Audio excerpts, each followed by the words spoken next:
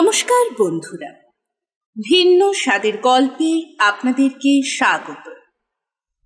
আজকের বিশেষ নিবেদন সুনীল গঙ্গোপাধ্যায়ের লেখা এক কম্বলের নিচে। মাঝে মধ্যে মাঝরাত্রিরে স্বামী স্ত্রীর মধ্যে হঠাৎ ঝগড়া শুরু হবে, এ তো স্বাভাবিক ব্যাপার। বিয়ের প্রথম 2 বছর বাদ সে তো একটানা পিকনিক। তারপর যদি 1-2টি সন্তান জন্মায়, তখন স্ত্রী তাদের নিয়ে ব্যস্ত থাকে কয়েক বছর। বাচ্চারা এই পৃথিবীতে জবরদখল করতে আসে, তাদের দাবিও থাকে অনেক রকম। ইংরেজিতে দাম্পত্য জীবনের 7 year ইচ বলে একটা কথা আছে। তা নিয়ে একটা চমৎকার ফিল্মও হয়েছিল রূপসী মোহিনী মেরিলিন মনরোকে নিয়ে। বাংলায় বলা যায় 1 দশকের গান। সেটা পেরোলে স্বামী স্ত্রীর জীবনটা হয়ে যায় নদীর মতন। কখনো প্রবল বর্ষায় খরস্রোতা, কখনো শীতকালের শীর্ণ নিরুত্তাপ চেহারা। কখনো ঝগড়া হয় না, সবসময় স্বামী আর স্ত্রীর হাসি হাসি মুখ, পরস্পরের মন জোগানো কথা। সে জীবন খুবই কৃত্রিম আর সন্দেহজনক। ঝগড়া তো হবেই, তবে ঝগড়া অনেক রকম। বেশিরভাগ ঝগড়াতেই আগুন থাকে না। আলেয়ার মতন হঠাৎ হঠাৎ দপ করে জ্বলে ওঠে, আবার সকাল হতে না হতেই মিলিয়ে যায়। আগুন জ্বলা ঝগড়ায় অনেক সংসার পুড়ে যায়। এ গল্প তাদের নিয়ে নয়। অরূপ আর বিশাখার মাঝে মাঝে আলেয়া ঝগড়া হয়, সবসময় নিজেদের বাড়িতেই। অন্য কোথাও বেড়াতে গেলে তারা সামলে সামলে থাকে। বিশেষত কোথাও বন্ধু বান্ধবের কাছে অতিথি হয়ে থাকলে বড়জোর একটু আধটু কথা কাটাকাটি পর্যন্ত চলতে পারে। তাছাড়া একেবারে আদর্শ দম্পতির ছবি। তবু একবার একটু বেশি ঝগড়াই হয়ে গেল। আগে তার একটু পটভূমিকা দেয়া দরকার। অরূপের বন্ধু অগ্নিভ থাকে শিলচরে, ঠিক শহরে নয়, অদূরের চা বাগানে। অনেকবার সে আমন্ত্রণ জানিয়েছে, ঠিক সুযোগ হয়ে ওঠেনি। এবারে অরূপের অফিসের কাজে মণিপুর যেতেই হলো। সুতরাং অতিরিক্ত কয়েকটা দিন বন্ধুর সঙ্গে কাটিয়ে আসা যেতেই পারে। বিশাখা কলেজে পড়ায়, তারও এখন ছুটি। ওদের ছেলে পড়ে নরেন্দ্রপুরে, সে হোস্টেলে থাকবে। অগ্নিভ চা বাগানের ম্যানেজার, তার অতি চমৎকার বাংলো, 2-3খানা গাড়ি ব্যবহার করতে পারে। খাওয়া দাওয়ার ব্যবস্থা দারুণ। অগ্নিভর স্ত্রী রীতার স্বভাবটাই হাসি খুশি, খুব ভালো গানও গায়। সুতরাং 4 জনে মিলে বেড়ানো, আড্ডা, খাদ্য পানীয়ের সৎ ব্যবহারেই ছুটির কয়েকটা দিন কেটে যাওয়ার কথা। এর মধ্যে ঝগড়াঝাটির তো প্রশ্ন ওঠার কথা নয়। তবু এক রাত্রে দরজা বন্ধ ঘরের মধ্যে দপ করে জ্বলে উঠল আলেয়া। এ আলেয়াতে বেশ আঁচও আছে। ঝগড়ার উপলক্ষ একটি কম্বল। দ্বিতীয় দিনে অগ্নিভ কাছাকাছি চা বাগানের কয়েকজন বন্ধুকে নেমন্তন্ন করেছিল সন্ধ্যাবেলা। আরো 3টি দম্পতি, সবাই উচ্চ শিক্ষিত, উচ্চ চাকুরে এবং উচ্চ বংশের মানুষ। কাবাব ও মাছ ভাজা সহযোগে প্রিমিয়াম স্কচ, চিতাবাঘ শিকারের গল্প, গাল ও হাসি ঠাট্টায় কেটে গেল কয়েক ঘন্টা। তারপর ডিনার। এসব জায়গায় এরকমই হয়ে থাকে। অগ্নিভ আর রীতার সবচেয়ে ঘনিষ্ঠ বন্ধু শওকত আর রোসেনারা। চেহারার দিক থেকে অন্তত এমন মানানসই স্বামী স্ত্রী খুব কমই দেখা যায়। শওকত যেমন সুপুরুষ, রোসেনারা তেমনই রূপসী, যেন সিনেমার নারী পুরুষ। বস্তুত চলচ্চিত্রের নায়ক নায়িকা না হয়ে ওরা দুজন কেন চা বাগানের নিস্তরঙ্গ জীবনে দিন কাটাচ্ছে তা বোঝা শক্ত। রোসেনারা বসেছিল অরূপের পাশে। কেউ পাশে বসলে তার সঙ্গে একটু বেশি কথা বলা হয়েই যায়। আবার খানিকটা অস্বস্তিও বোধ করছিল অরূপ। এখন তিলোত্তমার মতন এক নারী তার সঙ্গে বেশি গল্প করছে, এতে অন্য পুরুষদের হিংসে হচ্ছে না তো? বিশাখা কি কিছু মনে করছে? অরূপ তো ইচ্ছে করে রোশনারার পাশে বসেনি। একটি সুন্দরী মেয়ে পাশে বসলে উঠে যাওয়াটাও তো চরম অভদ্রতা। শওকত ঘুরে ঘুরে গল্প করছে সকলের সঙ্গে। বিশাখার সঙ্গেও কি নিয়ে যেন আলোচনা করলো খানিকক্ষণ। অরূপ এক জায়গাতেই বসে থাকে, সেটাই তার স্বভাব। রোশনারা একবার উঠে গেল, কে যেন কাজের কথা বলল রীতার সঙ্গে। আবার ফিরে এলো অরূপের পাশে। অনেক চেয়ার ও সোফা খালি রয়েছে। রোশনারা তো অন্য কারোর পাশে বসলেও পারত, তবু সে কেন আগের জায়গাতেই ফিরে এলো তা অরূপ কি করে জানবে? মেয়েটির কিন্তু তার রূপের জন্য একটুও গর্বের ভাব নেই, ন্যাকামিও নেই, যৌন ইঙ্গিতও ছড়ায় না। সোজাসুজি চোখের দিকে তাকিয়ে সহজভাবে কথা বলে। রোশনারা গানও জানে। একটি নজরুল গীতি গাইতে গাইতে সে কথা ভুলে গিয়েছিল মাঝপথে। অরূপের অনেক গান মুখস্থ থাকে। বিশাখা যখন গায় অনেক সময় অরূপ কথা চুকিয়ে দেয়। সেই অভ্যেসে সে রোশনারাকে কাবেরী নদী জলে কে গো গানটির দ্বিতীয় স্তবকের বাণী ধরিয়ে দিল। তখন অন্যরা বলল, আপনিও গান না ওর সঙ্গে। রোশনারাও মিনতি করল চোখের ইঙ্গিতে। দুজনেই শেষ করলো গানটা, ডুয়েট। অরূপ রোশনারার সঙ্গে সুর মিলিয়েছে, গলা মিলিয়েছে, কিন্তু সে একবারও রোশনারার হাত স্পর্শ করে। কিছুটা মদ্যপানের পর অন্য মেয়েদের একটু গা ছুঁয়ে কথা বলার ঝোঁক থাকে পুরুষদের। অরূপ কিন্তু নিজেকে সামলে রেখেছে। মাঝে মাঝেই তার চোখাচোখি হচ্ছিল বিশাখার সঙ্গে। বিশাখা অবশ্য কোন রকম রাগের ভাব দেখায়নি। অরূপের মনে হলো তার বউও এখানে বেশ সুন্দর আছে। ডিনারের পর বিদায় নেবার পালাতেও কিছু সময় কেটে যায়। গাড়িতে ওঠার আগেও থেকে যায় গল্পের রেশ। সবাই দাঁড়িয়েছে বাইরের চাকায়। এখানে উজ্জ্বল আলো থাকলেও একটু দূরেই মিশমিশে অন্ধকার। বেশ শীত পড়েছে। দূরে ডাকছে একটা রাত পাখি। অতিথিরা চলে যাবার পরে বিশাখা বলল, আমার খুব ঘুম পাচ্ছে, আমি শুতে যাচ্ছি। অরূপ আর অগ্নিভ একটুখানি কনিয়াক নিয়ে আরো বসলো খানিকক্ষণ। অরূপেরই চোখ ঠুলে এলো আগে।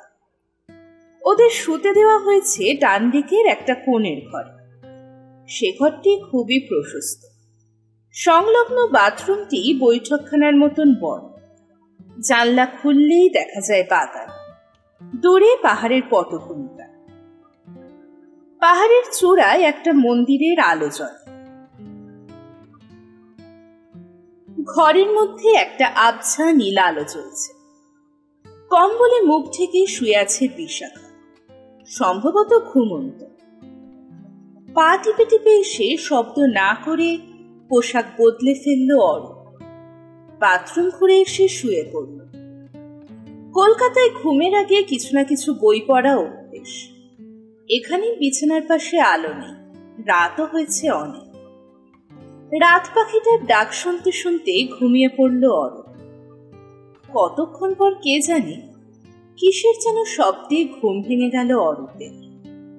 কেউ কি কাঁদছে? কোন নারীর আর্তবিলাপ, নাকি এটা স্বপ্ন?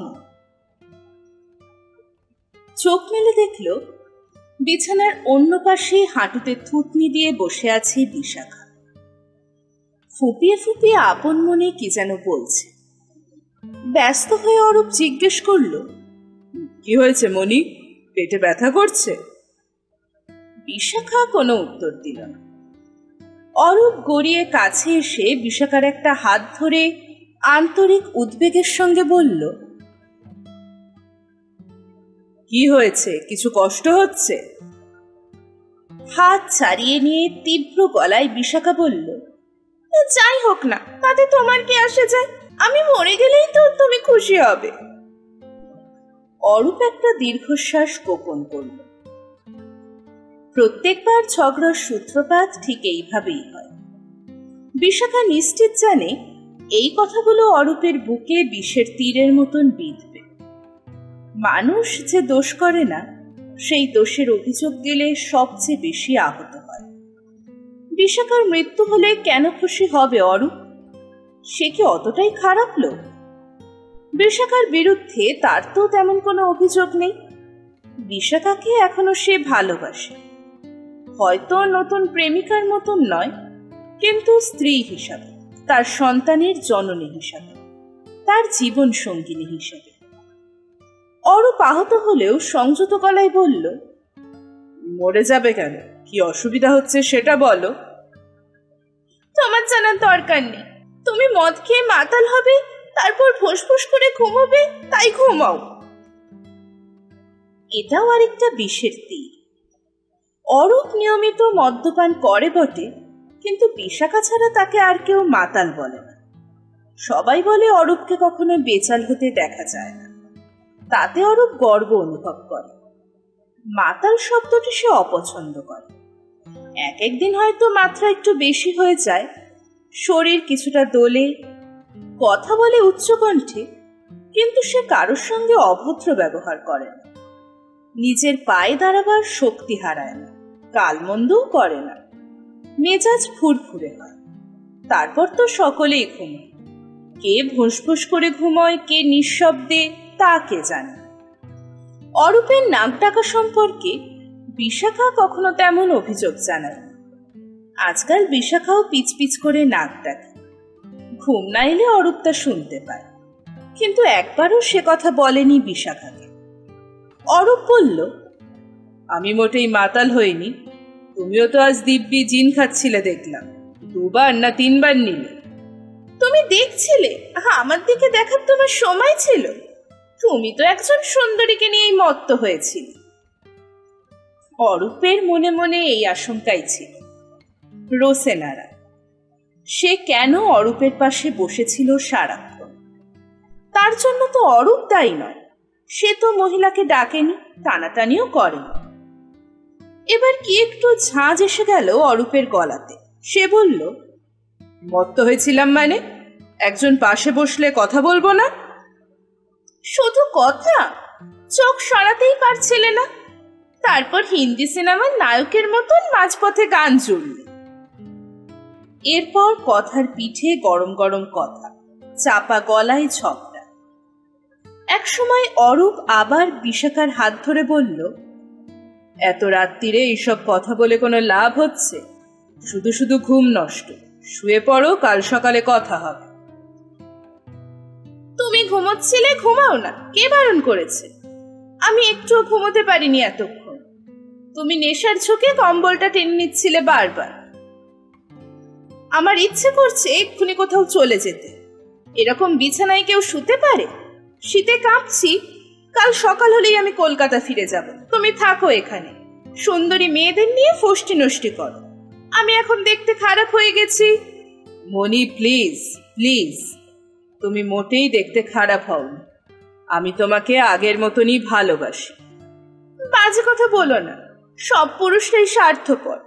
কম্বল টেনে নিয়ে নিজে ঘুমোচ্ছ, কার স্বপ্ন দেখছো, আর এদিকে আমি। আসল সমস্যাটা কি তাহলে কম্বল নিয়ে? এই কম্বলটা খুবই অভিনব। খাটটাই মস্ত বড়, অন্তত 3-4 জন শুতে পারে। 4খানা মাথার বালিশ, 2খানা পাশ বালিশ, কিন্তু কম্বল একটি মাত্র। এত বড় কম্বল দেখাই যায় না।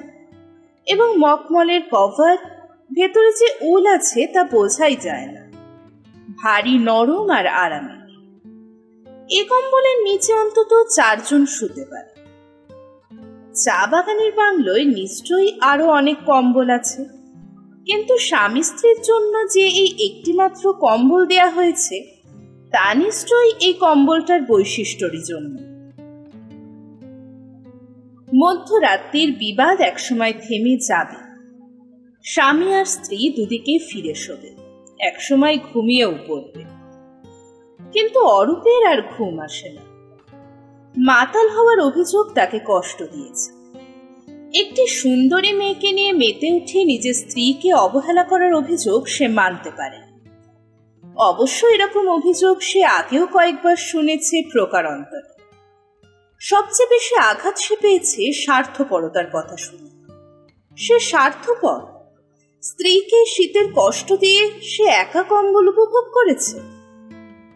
অরূপের মতন পুরুষরা নিজের স্ত্রীর কাছেও সিভালরাস থাকতে চায়, নিজে কম্বল গায়ে না দিয়েও ছড়িয়ে দিতে চায় বিশাখাকে। এক একজন পুরুষের শোয়াটা বেশ অদ্ভুত ধরনের হয়। ঘুমের মধ্যে তারা সারা বিছানা ঘুরে বেড়ায়, পাশের লোকের গায়ে পা তুলে দেয়। বিয়ের আগে অরূপের এই দোষ খুবই ছিল, এখন শুধরে গেছে। বিশাখা কখনো অরূপের শোয়া নিয়ে দোষ দেয়, কিন্তু কম্বল টেনে নেওয়া। কলকাতায় দুজনের জন্য আলাদা কম্বল থাকে। বিয়ের পরে প্রথম দিকে দুজনের আলাদা কম্বল ছুঁড়ে ফেলে দিতে ইচ্ছে করে। ইদানিং দুজনে যখন শুতে যায়, মাঝে মাঝে শরীর নিয়ে মত্ততার পর ঘুমের আলাদা আলাদা কম্বল। শরীর সুখের পর ঘুমের সুখ আরো বেশি। আলাদা কম্বলে ঘুমের সুখ অবধারিত।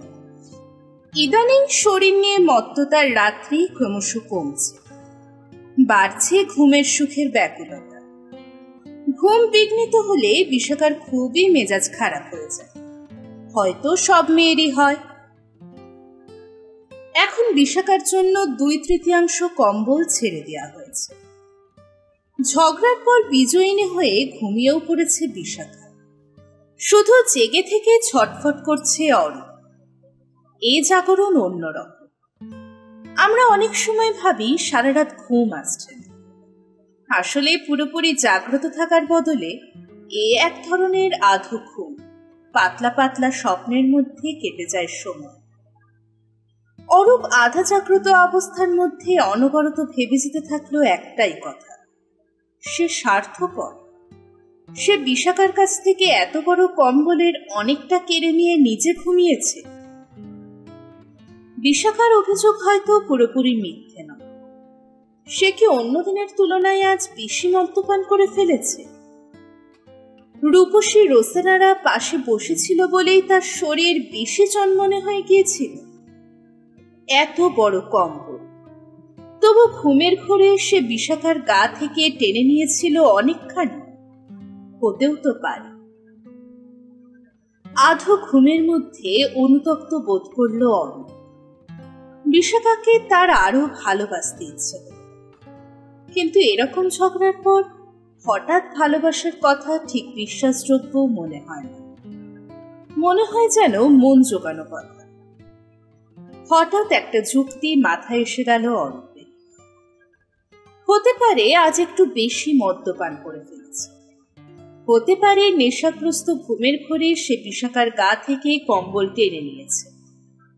কিন্তু তার তো একটা সহজ সমাধানও ছিল। বিশাখা কেন তার দিকে সরে এলো না? বিশাখা যদি তাকে জড়িয়ে ধরত, তাহলে দুজনের জন্যই প্রচুর কম্বল থাকত। কেন এলো না বিশাখা? সে তো বিশাখার শত্রু নয়। শীত করলে বিশাখা তাকে জড়িয়ে ধরবে না কেন? এক্ষুনি বিশাখাকে জাগিয়ে এই যুক্তিটাকে শোনানো যায়। কি উত্তর দেবে সে? কিন্তু বিশাখা এখন দিব্যি ঘুমোচ্ছে। এখন তাকে জাগাবার প্রশ্নই ওঠে না।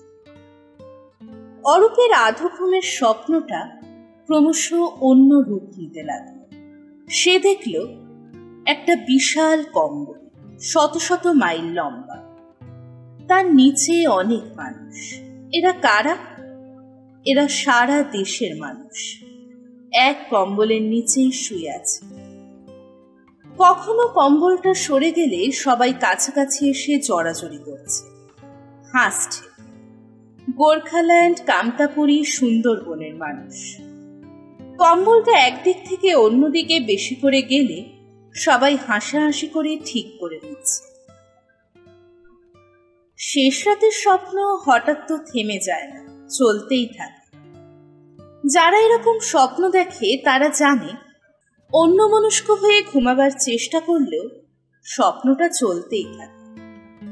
অরূপ দেখতে লাগলো সারা আকাশ জুড়ে উঠছে একটা কম্বল, রং বদলাচ্ছে, প্রধানত নীল রঙের। তারপর অরূপ দেখল সারা পৃথিবী জুড়ে রয়েছে একটা নীল রঙের কম্বল, আকাশের বদলে সেই কম্বলের নিচে পৃথিবীর সব মানুষ। আকাশের সেই কম্বল নিয়ে টানাটানি চলছে, আবার ঠিকঠাক করে নিয়ে খলখল করে হাসছে সব মানুষ। কালো, সাদা, খয়েরি রঙের মানুষ। ঝগড়া হচ্ছে, আবার মিটেও যাচ্ছে। মানুষ কাছাকাছি এলেই ঝগড়া মিটে যায়। দূরত্বই যত গন্ডগোলের মূল। আধো ঘুমন্ত অরূপের ঠোঁটে ফুটে উঠেছে হাসি। সে পৃথিবীর কি দারুণ একটা সমস্যার সমাধান করে ফেলেছে আজ। আকাশটাকে সমগ্র মনুষ্য জাতির একটা কম্বল বলে ধরে নিলেই তো হয়, আর কখনো ঝগড়া হবে না। সকালে যখন অরূপের ঘুম ভাঙল, তখনও বিশাখা ঘুমন্ত। নিজের অজান্তেই সে জড়িয়ে আছে অরূপকে। শরীরে শরীর, বুকে বুক। অত বড় কম্বলটা পড়ে আছে খাটের নিচে। এখানেই শেষ হলো সুনীল গঙ্গোপাধ্যায়ের লেখা এক কম্বলের নিচে। গল্পটি আপনাদের কেমন লাগলো অবশ্যই জানাবেন কমেন্ট বক্সে। আর এখনো যদি আমার চ্যানেলটিকে সাবস্ক্রাইব করে না থাকেন, এক্ষুনি চ্যানেলটিকে সাবস্ক্রাইব করুন।